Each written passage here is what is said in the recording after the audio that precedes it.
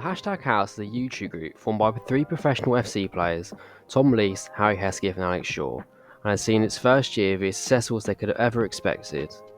Supported by George Collins, they developed a strong community with many fans looking forward to their weekly uploads.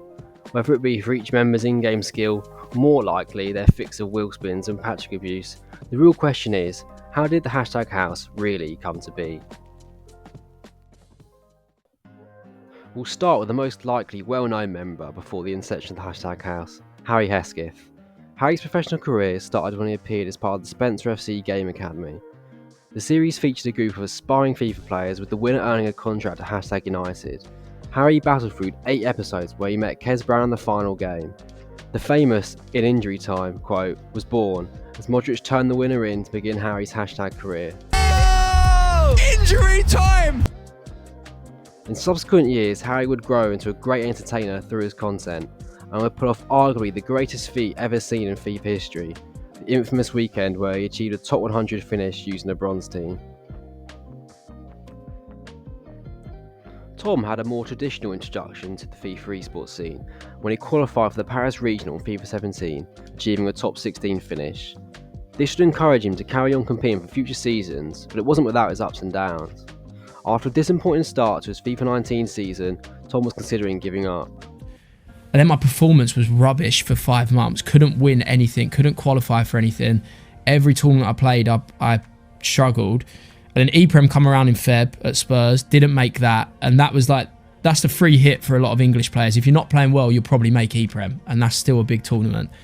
Didn't make that. And I started to think, hold on, if I can't make E-Prem, what chance do I have against all the European guys? And then that part of my career completely changes when I win the penalty shootout of England. That was the one. High off his England qualification, he rode the momentum at the end of the season with an impressive second place and a respectable top 16 finish at the E-Champions League. Tom, with Fitwits at the time, would then be granted the opportunity to join Hashtag. Harry was the one that wanted it to happen a lot, and I think Harry was the one that was pushing it to Hashtag, saying, if you're going to get someone, my recommendation is Tom, because I can see that he's got a personality, but beyond just playing. He probably saw more of a personality than I did myself. And then Dan and Spencer started speaking.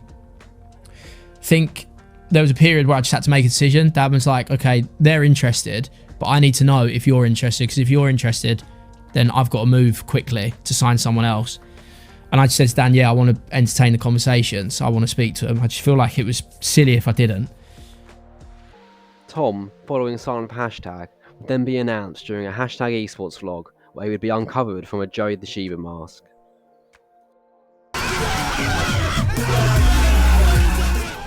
Sure, he had a more direct road into Hashtag, joining alongside fellow pro Ethan on the 27th of October 2018.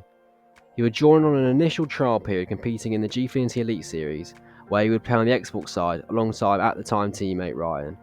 Hashtag would end up finishing top 6, and Story would become a permanent member of the team, after impressive performances reaching the top 16 in the January FUT Champions Cup, and also playing at that year's playoffs. Shawty would become increasingly confident on camera in his time there, with fans enjoying his Wes Tanter impressions. Guys, day 2 of the LQE qualifier. We just got Harry's update from Canada. Won 7-0 against Arsenal goal. Great result, so he'll be going through. In 2020, the emergence of COVID-19 put the country in total lockdown.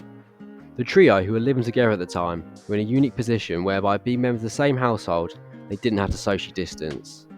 This allowed them to enjoy a summer of content, regularly appearing in each other's streams and YouTube videos. It would become a weekly tradition, with each member being present for the big guaranteed TOTS packs. Come on! That's one! Vamos, Galayo! That's... Fans would bounce from Tom's Friday streams onto Sunday nights containing Shawty's final games, followed by Harry's, safe to say, differently vibed streams, making you feel like you're at more of a nightclub than a jam sesh. This period set in motion the clear content creating potential the group had, and is a time many fans would look back on with fondness.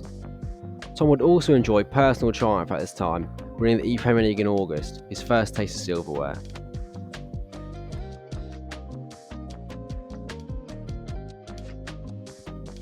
The FIFA 21 season would see Harry join Fnatic alongside Tex, leaving just Shaw and Tom at the club.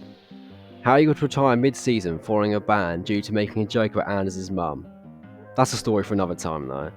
Alright, I'm in here for ratioing EA Sports. It was also during this time that cult hero and supreme leader of the GC Army, George Collins, would start editing for Tom, cementing his place as the backbone of the group. Shorey would unfortunately sustain a broken hand, degrading his season, while Tom would go on to be considered by many the best player in the world, reaching a top 3 finish on 3 separate occasions. The pair would enjoy a great run out at Foot Cup 5, with Shorey achieving a top 12 finish and Tom finally getting a first place. This was enough to convince esports brand Excel to come knocking.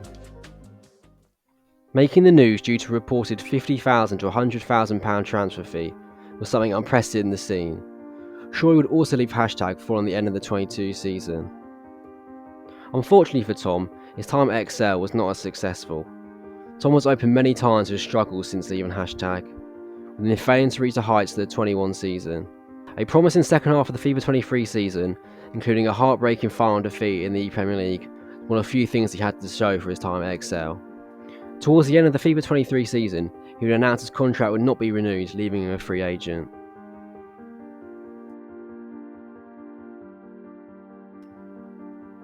With the new FC era dawning upon us, there came a new competitive structure announcement. The move to one singular FC Pro competition, followed by domestic leagues, left pro players with limited opportunities.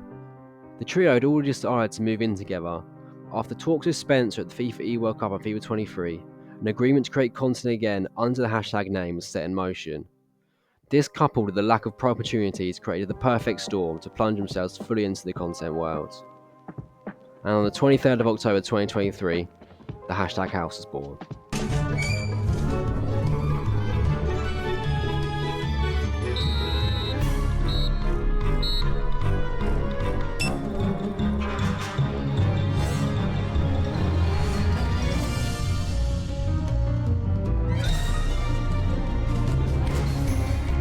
And our reporter spoke to Roy Hodgson after the win last night. Yes, Valley, I thought you played very well. Oh, shut up, Shorey.